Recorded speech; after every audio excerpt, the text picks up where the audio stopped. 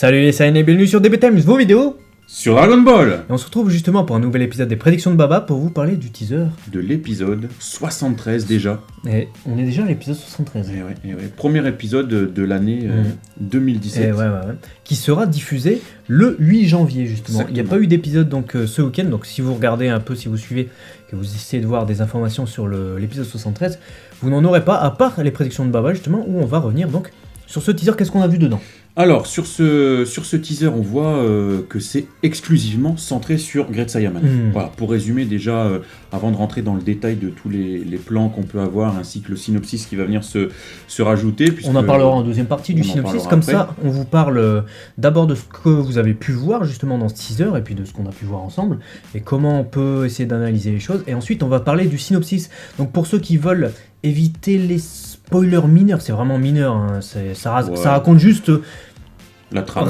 Rien, ça raconte la trame, voilà ce qu'on voit avec les images, spoil, plus quelques petits trucs en plus. Mais on va en parler en deuxième partie, donc vraiment comme ça on va segmenter d'abord ce qu'on voit dans le teaser, et ensuite les informations sûres qu'on a dans le V-Jump, qui nous révèle déjà, enfin le Weekly Shonen Jump, le weekly. Qui nous révèle déjà l'intrigue.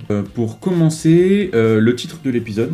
Le titre de l'épisode qui s'intitulera du coup La catastrophe de Gohan, l'impensable film de Great Saiyaman. Voilà, et il y a une semaine ou deux, on n'avait que la partie l'impensable film de Gohan. Ouais. C'était Gohan Masakano Egaka qui était justement teasé dans les programmes TV japonais.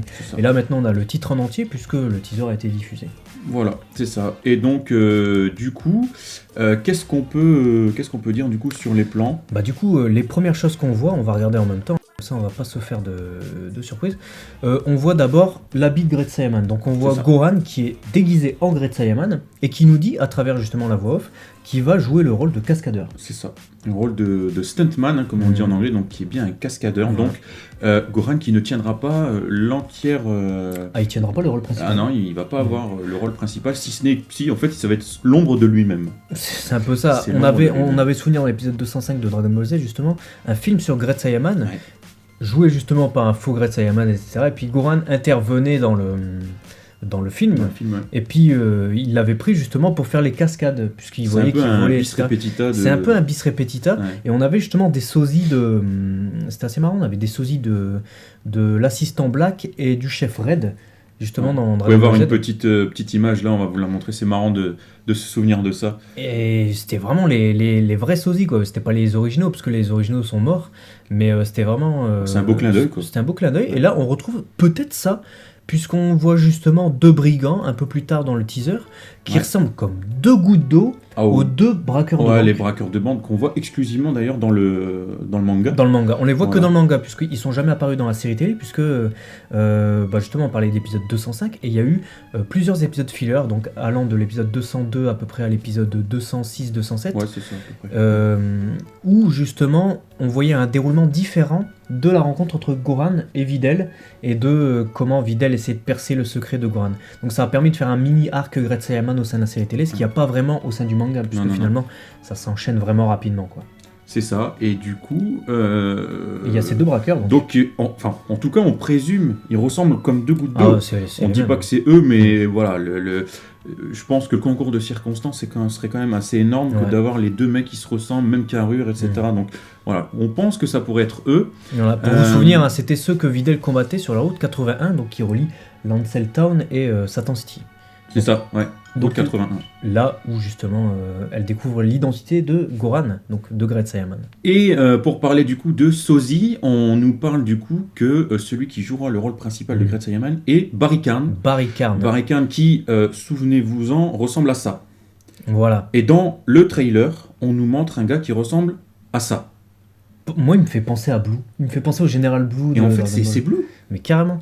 Je suis un peu déçu du traitement qu'ils ont fait. C'est-à-dire, dans Dragon Ball Z, on avait... pour nous, Barry Karn, c'était juste un figurant. C'était un mec qui apparaissait dans un catalogue. Et Majin Buu prenait son visage pour essayer d'embrasser une meuf. Ouais, c'est ça. Voilà, et c'était... scène assez hilar, d'ailleurs. C'était une scène marrante. Et il apparaît dans le manga. Hein. C'est pas une scène rajoutée pour l'anime. Hein. C'est Barry Karn apparaît vraiment dans le manga. Et Barry Karn, donc ça vient de Barikan. Donc c'est le mot pour dire tondeuse à cheveux en japonais. Voilà. Et voilà, c'était assez drôle. Il avait un look comme on n'en voyait pas souvent, hein, des personnages de Dragon Ball avec cette tête-là. Il y en a pas énormément. C'est sûr, ouais. un peu blondin, style beau gosse. Mais avec les cheveux un peu verdâtres, voilà. Tout droit sorti d'un magazine, quoi. C'est ça, mais là, c'est Blue. En fait, ça manque énormément de détails. On sent la facilité, en fait, des fois que Dragon Ball Super a apuré, en fait, le style sans rentrer dans les détails. Mais c'est là qu'on voit la problématique que ça peut amener, c'est que justement, à gommer des détails, on peut, du coup, tomber dans la similitude avec d'autres persos. Et là, on est en plein dedans, quoi. Si on vous montre, justement, tu me l'avais fait rappeler, on le voit comme ça, Blue, plutôt dans la série Dr. Slump, donc le remake. Ouais. On voit là, regardez la capture d'écran. Il y a quelque chose, quoi. Ça ressemble plus à ça qu'à la capture que vous avez vue tout à l'heure du gars du magazine, quoi.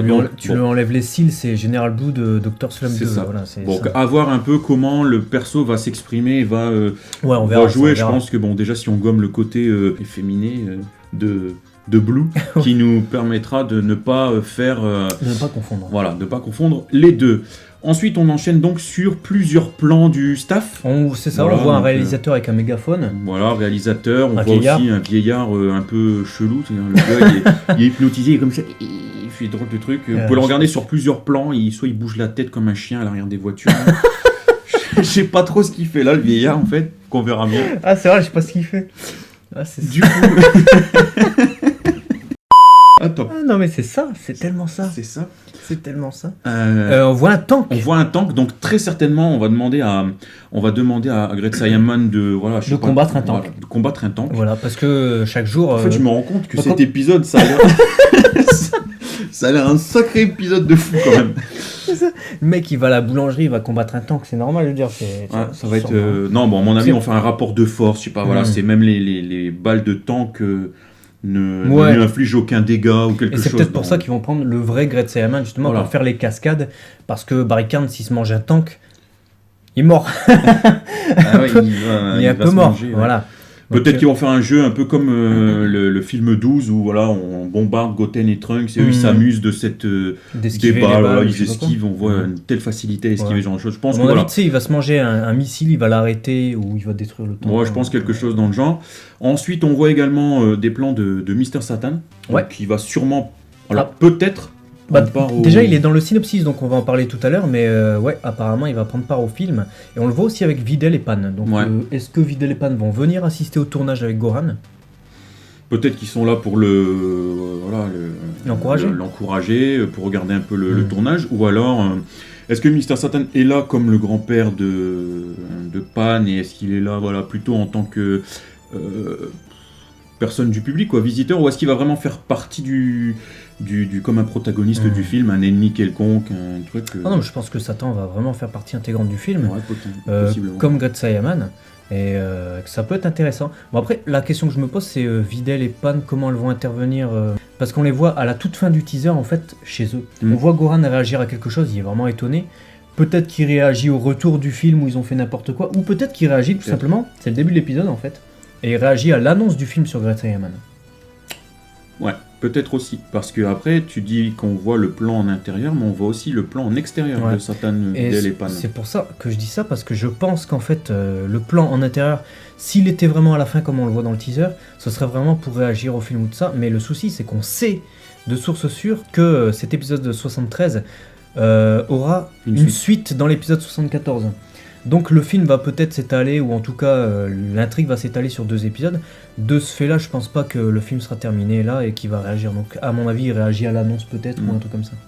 Ouais, il y a de fortes chances que ça puisse se passer comme ça. Du coup, après on voit des plans de Goku. On voit Goku sur la planète de Kaio. Qui éternue, mais vraiment le vieil éternuement, pas poli du tout, quoi. C'est ça, mais au Japon on dit que on éternue quand quelqu'un fait courir une rumeur sur soi. Ou quelqu'un parle de toi, ça t'éternue. Voilà. Et si tel était le cas, alors soit il est juste malade et on part loin, soit il y a une rumeur, mais quelle pourrait être la rumeur qui pourrait courir sur Goku, surtout dans un épisode consacré apparemment à Gohan. Voilà, ça serait sympa. On va pas émettre, parce que perso j'ai pas du tout d'hypothèse à ce niveau-là. Enfin, je sais pas si t'en as, mais... Non, j'en ai pas non plus. Donc ça serait intéressant de voir si vous en auriez, et voir si ça pourrait justement répondre à cet éternuement. J'ai une seule hypothèse, c'est à la limite, tu vois, on est dans le film, ils font on fait un film sur l'homme le plus fort du monde et tout. Gohan il pense tout de suite à son père, et personne sait qui est réellement le plus fort du monde, tu vois. Ouais. Eux ils pensent à Mr. Satan ou à Great Saiyaman, tu vois, parce qu'ils font le film sur ça. Et t'as Goku qui éternue à ce moment-là. Peut-être, on verra. Après, on voit les 2 braqueurs de banque dont on vous a parlé. Alors, est-ce que ça sera des acteurs ou est-ce que ça sera les vrais braqueurs originels? À aller savoir. Et on voit aussi une fille qui court à la fin du teaser, qui court habillée... Miss France.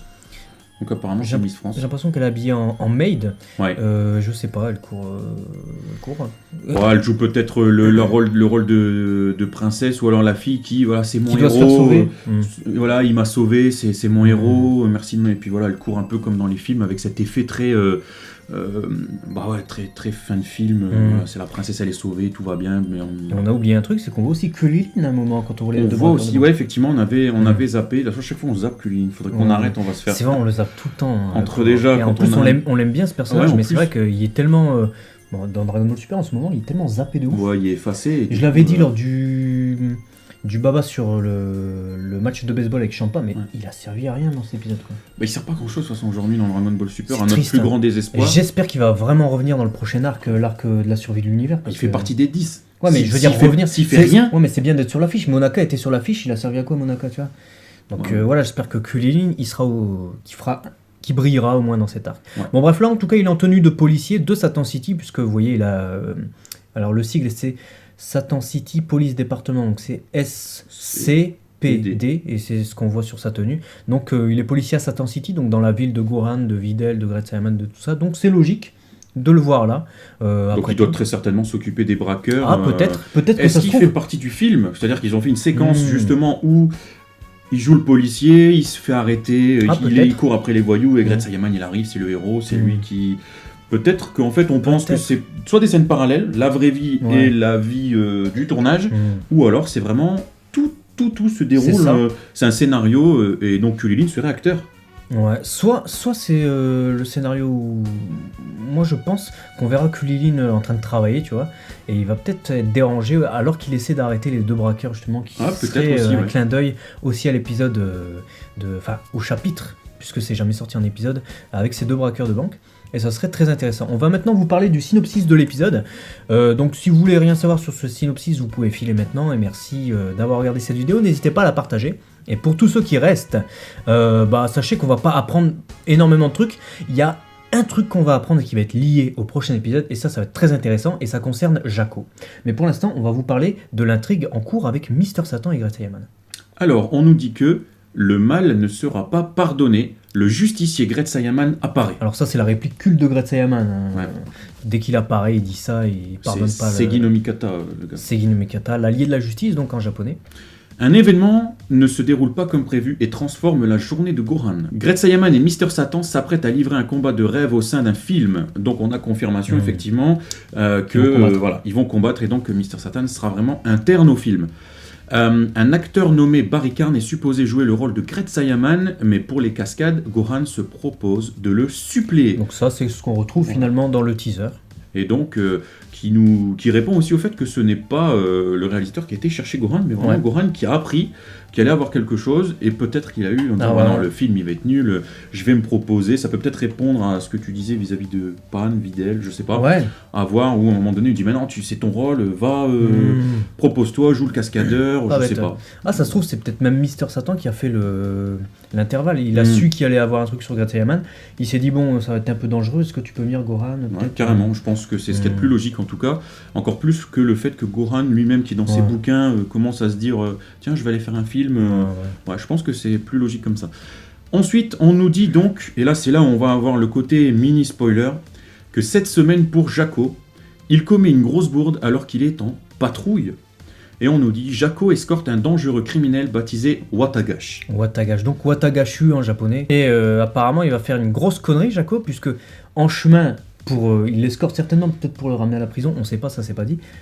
Il s'arrête à un stand de ramen, donc des nouilles japonaises. Dans l'espace, c'est logique jusque-là. Logique, hein, très logique. Et du coup, le criminel se fait la malle pendant qu'il était occupé certainement à manger. Donc en gros, on a Jaco qui est dans l'espace, tranquille, en train de faire... et qui commet encore cette connerie. Pardon, c'est la vérité. C'est la vérité. Voilà. Il y a quelqu'un qui parle de toi, là.